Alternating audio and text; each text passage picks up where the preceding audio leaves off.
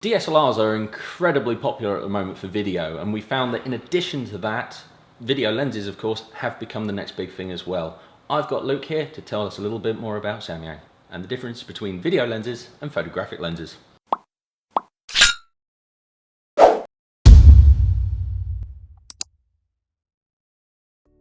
So, key differences between the VDSLR series and then the regular versions. What have we got? Okay.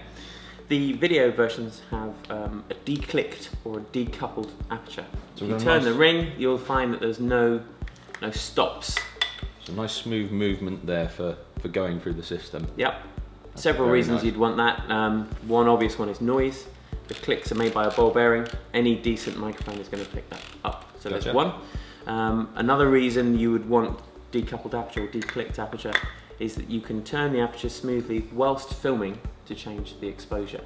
If you do that on a clicked lens, the stops go in... They're incremental jumps, aren't they? Exactly. So you see a slight burst of change of exposure and depth of field. So not really what you want when you're filming, is it? No. But you know, a lot of modern AF lenses don't even have an aperture ring. So even our stills lenses would be better for shooting video than an autofocus standard kit lens. Design. Yeah, and they also have dampened manual focus. So when you focus on a subject and let go, it's not going to drift. It's not going to adjust itself. There's no manoeuvring there. Quite. What? The other, go on. I was going to say, particularly because with the focusing, we've only got a small movement on a regular lens, haven't we? So what's the score here? Because this is immense, isn't it? You've got videographers like a longer focus turn on the lens, so you can do more gradual focus pulls through the image. So they are extended over what you would get on an autofocus lens. Again, there's a longer turn to them. On video lenses higher up the food chain, that's even more pronounced. That tends to be why they're huge. The other differences on the video lenses, you'll notice these teeth. These are standard point, they are sharp. They're standard 0.8 pitch gearing, so it'll go into a follow focus rig or unit. So if you had a rig unit on the front, then a cog system can ensure that you've got a nice smooth movement there for Absolutely, focusing. It makes the focusing even better for video. You can buy like rubber rings that go around with the teeth, but they slip and they're awful. So these are considerably better because they're built into the focusing ring. They're not going anywhere. That's the main differences. So you've got the coupling or the decoupling of the aperture ring, and you've got the gearing there. And also, as we mentioned earlier, the focusing has resistance to it. It's smoother and nicer for videography.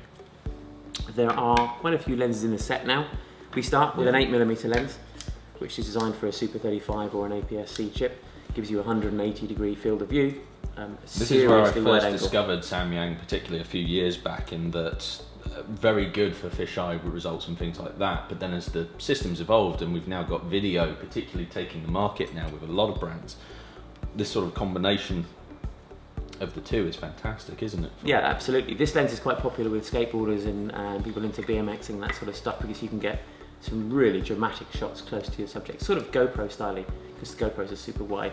So popular with that sort of plan. The next one up is our relatively new 10mm. Again, it's designed for a Super 35 or APS-C chip. You can tell that on the Samyang because it has CS for crop sensor on the lens. If it doesn't have that, it's full frame. So that one is super wide again, but not as distorted as a fisheye. You know, on fisheye, straight lines are not going to happen. But on this one, you get relatively straight lines. Very, very sharp edge to edge. A superb little performer. This one here is brand new. It's only been out a couple of weeks. This is a full frame fisheye, which is something we've been lacking in the range since I got involved with it. So for cameras like this or a 5D, you can get a 180-degree rectangular fisheye image. So really nice for 5D users. Quite small as well. It is. It's a lot smaller than the zoom options that are available from the manufacturers. And also, unlike them, it gives a rectangular image, not a spherical image. Like that. Next one up we have here, which is the 14mm. This is probably the best seller at the moment. It's a full frame 14mm, so again it's a super wide but even less distortion. Very popular for time-lapse, astrophotography, landscape, all that sort of stuff. It hits that criteria perfectly. It does, and it's in the stills version it's an f2.8, in the video version it's a t3.1. Well, now I'm primarily photography myself anyway, so when we start looking at these, I get the teeth bit. T-stops. Okay. You've got to go through that with me as well. No problem. So. Stills lenses have the iris, the size of the aperture is designated with an F number. F numbers are estimates.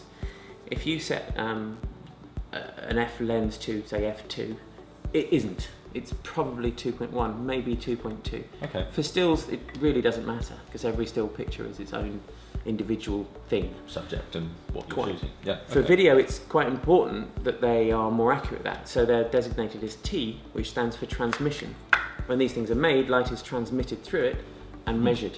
So when it tells you it's T 2.2, it is. Why is that important? If you were, say, you're doing something fun like a multi-camera action shoot down the road there. So we've got a dozen cameras down the road, cars whizzing down the road, and all the cameras have got this lens on it set to T 1.5. Only they're not. They're slightly different on each camera. So when you come to pull from camera 4, camera 6, camera 8, there's just subtle differences in depth of field and exposure, which gives you a post-production nightmare, and nobody likes extra work on the laptop.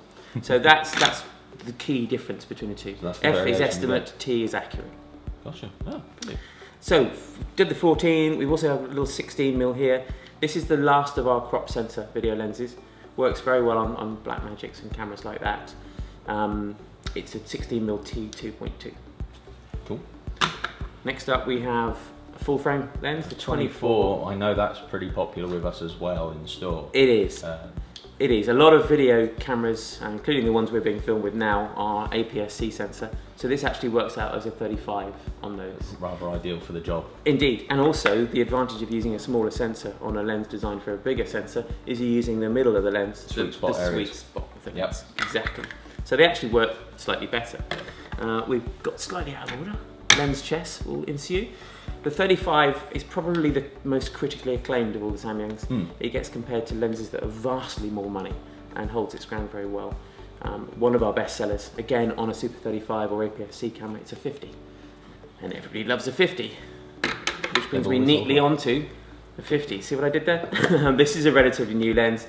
It came out only about, a few months ago now actually for us. Late last year, yeah. It was very well received, I think, overall. Particularly for videography, yes, because it was the obvious one I kept being told was missing from the set. Now we have that gap plugged. It's a very sharp, small, bright, again it's a T 1.5, so you can do beautiful cinematic, shallow depth of field type effects. And finally? We have, not finally. Not quite, there's another new one.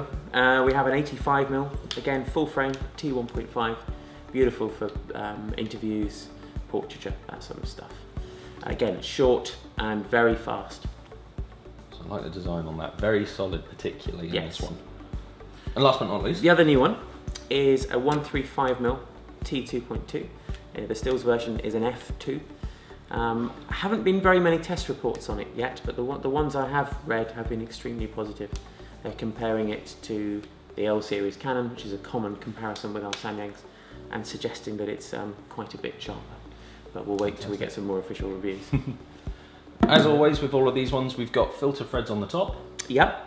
So all a few variations of those ones, apart from obviously our super wide angle. Yeah, the super wides tend to not have a filter thread, to be fair. The only exception to that is the 14mm.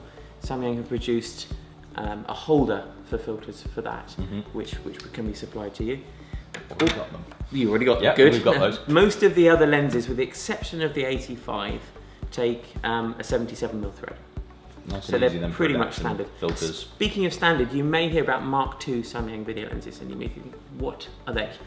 On the Mark 1s, and some of these are Mark 1s, you'll notice that the focus gears don't match up.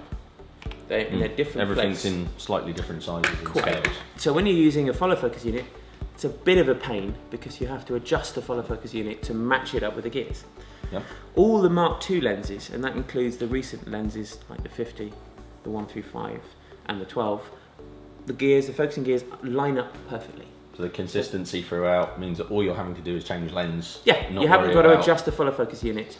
And seriously, that's a great quality of life change. So if you're using a lot of kit, then at that point, ideal to invest in the Mark IIs. Definitely. If it is just a one-off occasion, or you're only using, say, two maybe 3 lenses, then frankly you could go for Mark 1s. Yeah, Mark 1s will dry up. We don't have any stock of Mark 1s whatsoever now. There are a few in the marketplace from other people, but generally if you were to buy one now, you would be getting Mark 2s.